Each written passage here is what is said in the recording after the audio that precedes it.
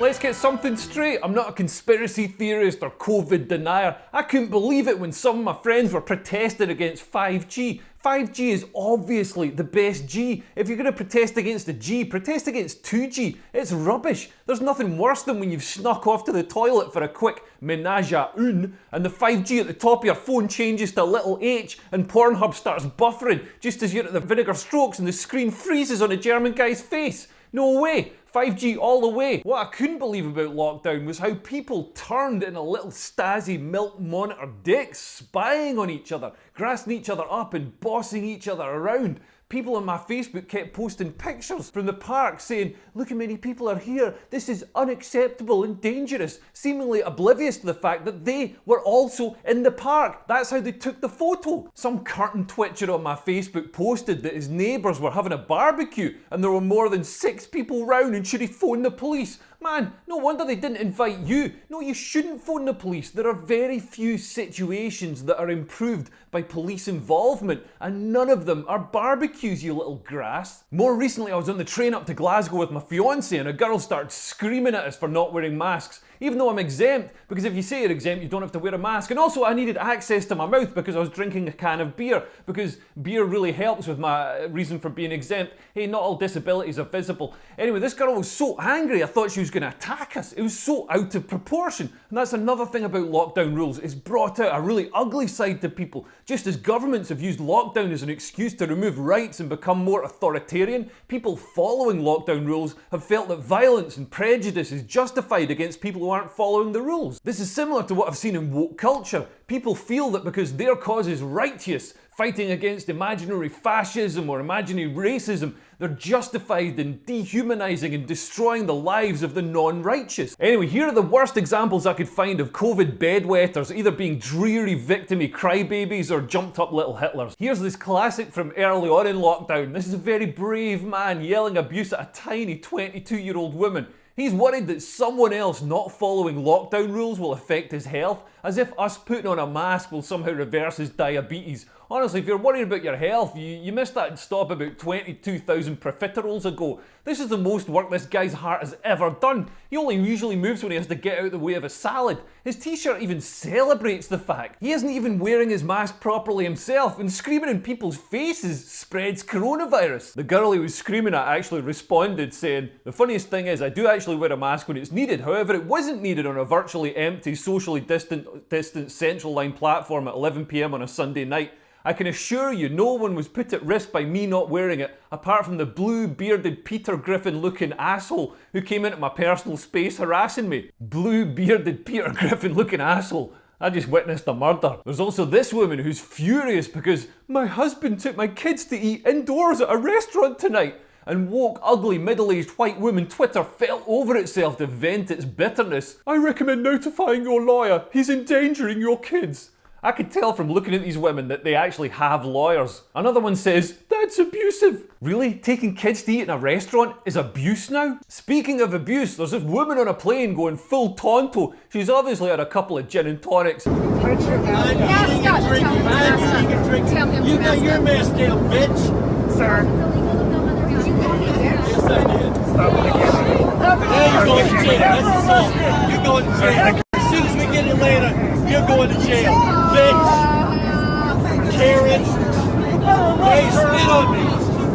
Now you're double going to jail. She punches this guy, she spits on him, she's not wearing a mask, but she's shouting at him in an enclosed space. She's spreading more COVID than the Wuhan circus tour. Then there's the disturbingly named Anal Man on Twitter who covertly photographed people behaving normally, i.e. minding their own business and not covertly photographing other people in an airport. Here he is trying to upskirt a woman, but she's wearing leggings. I mean, all these people are wearing masks. Alright, they don't have it over their nose or over their mouth, but they're making a token effort. And if he's worried about COVID spreading, why is he travelling? He's taken 4 flights. You're the one spreading the COVID. Then there's these wrestlers who are apparently paid by the Mexican government to go around a market grabbing people and putting masks on them. I mean, I'm pretty sure that grabbing people and yelling at them and shoving your fat fingers in their face spreads more COVID than just minding your own business. Then there's this man at a convenience store in America screaming at a woman who's not wearing a mask. Fuck, you're putting everybody else at risk. Get the f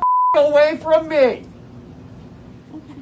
You have no mask on and you're in a store where you're not supposed to be without one. That's none of your business. It is my business. No, it's not. You stupid Great. You call the manager, but in the meantime, get 6 feet away from me, you stupid Talking to you. Get away from me now. No mask, get out. No. Like, no man's voice should go this high.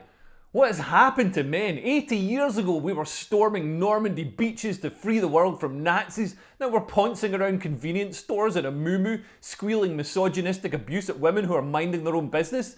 Tell you what, when Russia invade, we're screwed. Talking of misogynistic abuse, here's an adult man bravely kicking a 16-year-old girl in the face for not wearing a mask to protect herself against a disease that barely affects 16-year-olds. It shows the level of psychosis and dementia that grip the nation, that a grown man can feel that it's appropriate to kick a girl in the face. I mean, luckily another man was there to then kick him in the face.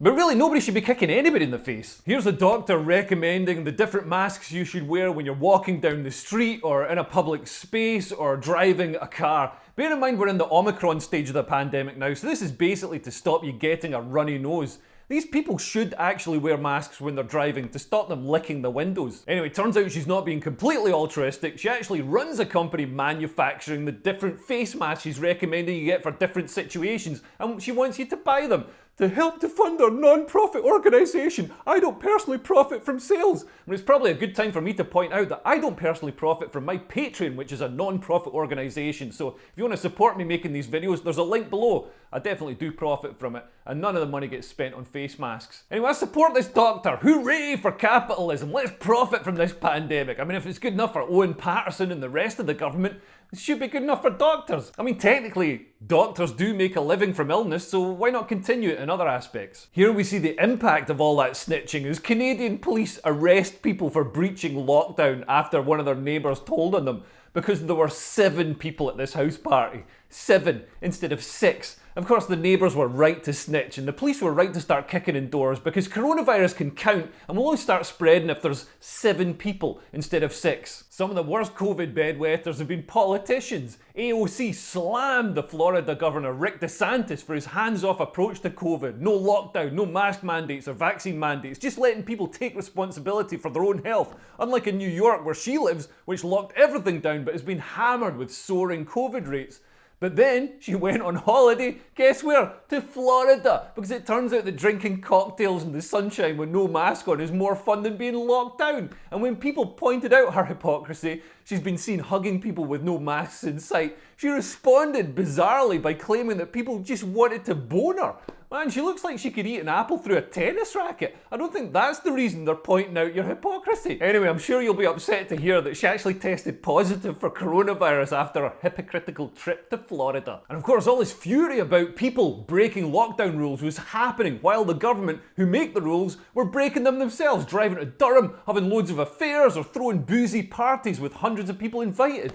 Honestly, anybody still following the rules after all that is the sort of person who ejects a USB stick before removing it or pays for their own carrier bags at the checkout. COVID hysteria really hints at the depths to which humans can sink if they feel righteous. They feel that they're good because they're complying with the tenets of the religion, and unmasked people are witches because they're somehow doing invisible damage to society. In Salem in 1742 or whenever it happened, the witches made women infertile with magic. In Birmingham 2021, the witches killed Granny by breathing without a mask on.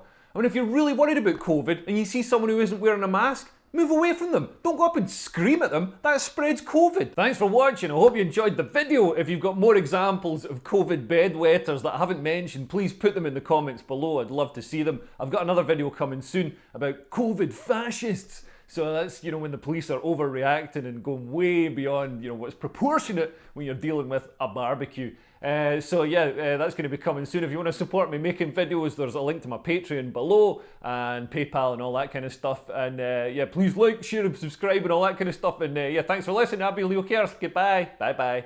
Bye-bye.